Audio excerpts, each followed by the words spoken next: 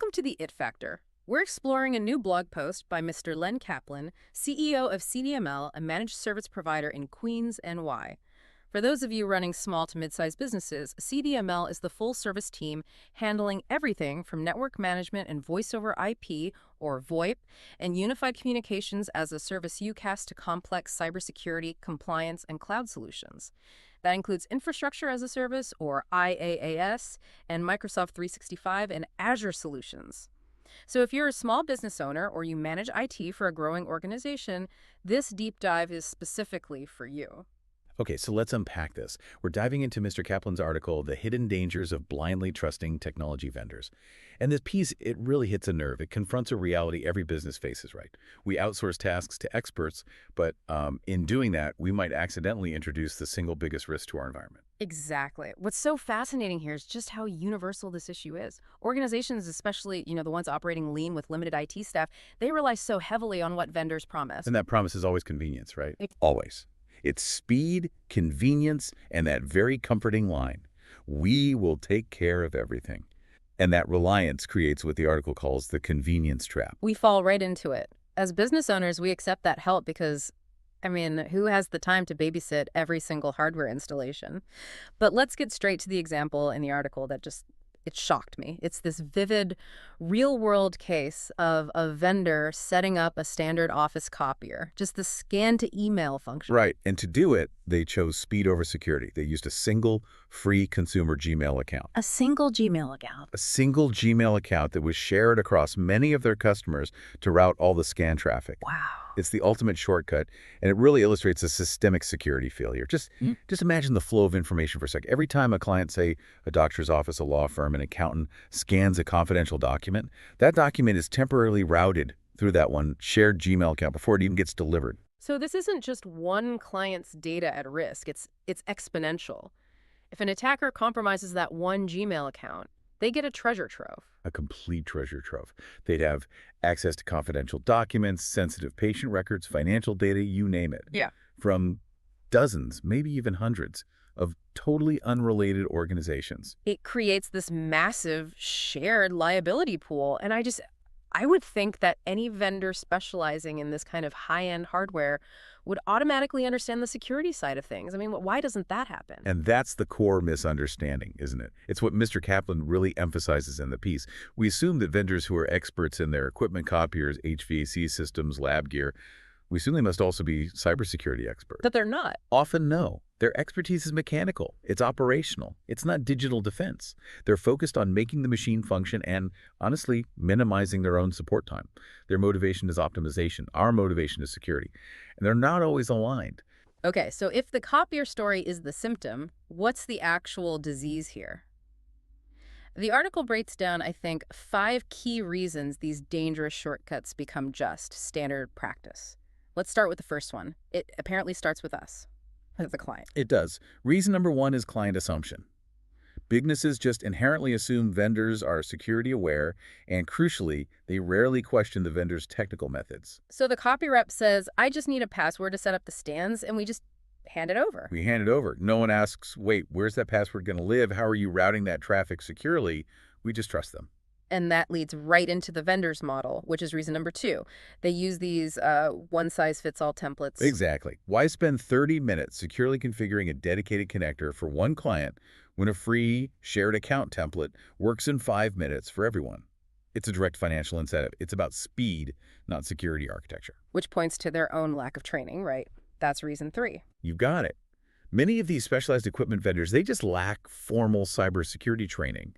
They aren't adhering to, structured compliance frameworks like NIST standards. Their own installation guides might be a decade old and not reflect modern security at all. Like needing multi-factor authentication or MFA on pretty much any account that touches client data. Any account. And that brings us to reason 4, which is a huge red flag. The visibility problem. Clients often have zero visibility into where these vendor-managed credentials are being stored. Is it on a sticky note? In a spreadsheet on some technician's laptop? We have no idea. Or, like in this case, reused across the entire client base. It's a complete black box, and you just cannot secure what you cannot see. And then number 5 kind of seals the deal. It's the dangerous loop. There's no internal policy, nothing that requires the business's own IT team to oversee what the vendor is doing. That's it. You sign the contract, the vendor gets free rein, they leave, the device works, and no one internally ever checks that the setup actually meets the company's own security standards. That management vacuum is where risk just thrives. That makes perfect sense. So let's circle back to that real case study. A shared consumer Gmail account being used across medical offices and law firms. These are businesses dealing with PHI-protected health information and super confidential legal documents. What happens when these shortcuts meet strict regulatory requirements? That is where the liability becomes, frankly, catastrophic. When you operate in a regulated field, you have to be able to prove you control access to sensitive data. You need to be able to audit who accessed it and when. By routing documents through a shared consumer-grade account like that, all that auditability is it's gone instantly. And let's get specific on those regulations, because a lot of small business owners think they don't apply to them. But that's not true, is it? Not at all. If you're a medical practice, you have to comply with HIPAA. That's the Health Insurance Portability and Accountability Act. This shared credential means the vendor had totally unrestricted access to patient data, but without a business associate agreement, or BAA. Which is a required contract. It's a required contract that defines how they have to protect that sensitive data. So that's an immediate HIPAA violation. A huge one. And what about financial services? Well, there's the Gramm-Leach-Bliley Act, or GLBA. That affects financial institutions, and it requires specific protections for consumer financial data.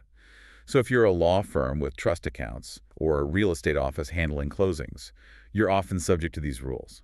A shared email account just demolishes any pretense of compliance. And there are others too, right, for government contractors. Absolutely. There's the Defense Federal Acquisition Regulation Supplement, or DFARS. This requires specific security for controlled unclassified information. If you're a supplier scanning even just administrative documents related to a government contract through that shared Gmail account, you're violating federal mandates. Plain and simple. And the article mentions that for businesses in New York, there's the NYDFS, the New York State Department of Financial Services, with its own really strict cybersecurity rules. So these shortcuts don't just put your data at risk. No, they expose the business to severe consequences. We're talking massive fines, mandatory breach reporting, which just kills your reputation, and, of course, potential civil lawsuits. The irony is it's incredible. The vendor saves 5 minutes on an install, but the business owner gets saddled with months, maybe years, of legal and financial nightmares when the breach finally happens. And it goes beyond just a breach. The bigger issue here is creating that catastrophic single point of failure. If the vendor loses control of that one Gmail account, the attacker basically gets the keys to the digital mailboxes of all of their clients all at once. And practically speaking, if the vendor needed to reset the password, say, because one client got suspicious, that one action would cut off service for every other client using that credential. It's an operational mess built on a security powder keg. Yeah. You said it perfectly. So the core message from the hidden dangers of blindly trusting technology vendors is really that these shortcuts are invisible until they're not, until it's too late. Precisely. We have to shift our focus to prevention. And that means establishing very clear control mechanisms over all of your external vendors. Okay, so let's pivot to that. The actionable steps. For everyone listening who manages a business, you can't fire all your vendors, but you have to establish control. So what's the checklist? What do you need to enforce starting today? The very first step is mandatory IT oversight. You have to require IT review and approval for any vendor who needs access to your network, your email, or any credentials.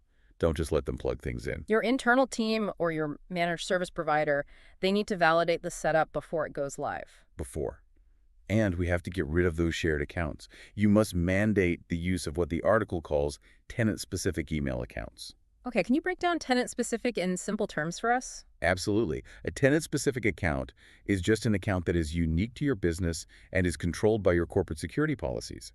It lives inside your Microsoft 365 or Google Workspace environment. So it's under our control. It is. It ensures the account is secured by your domain rules, it's subject to your logging and auditing, and most importantly, it can't be used to attack the vendor's other clients. There are no shared credentials. That isolation is key.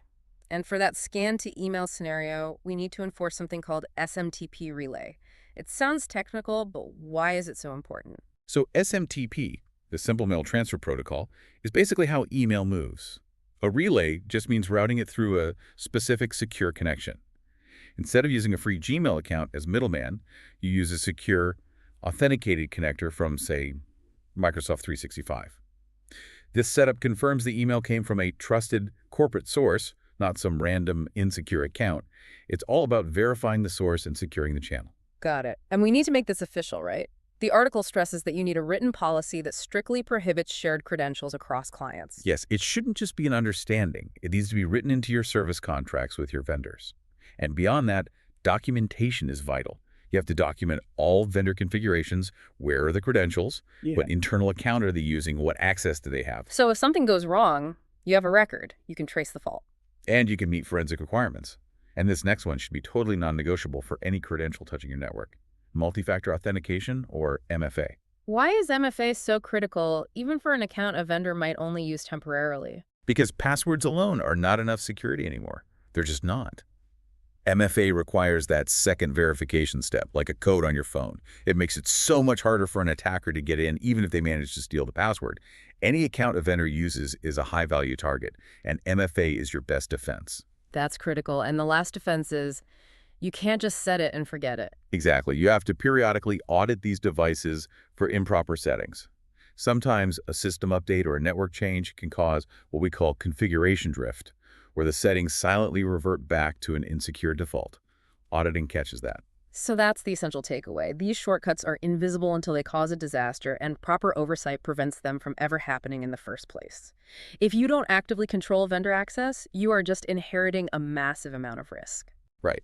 And CDML emphasizes that this is what they do. They provide that structured vendor oversight, system hardening, and secure configuration services to validate all these settings and prevent these shared credential risks, making sure systems stay secure and compliant. They handle the validation so you can focus on your business. If this deep dive on the hidden dangers of blindly trusting technology vendors helped you spot a vulnerability in your organization, please click that thumbs up button. We're here every week, and new blog posts come out every Tuesday and Thursday. And we really encourage you to visit https.cdml.com and subscribe to the blog to stay informed and compliant. Till next time.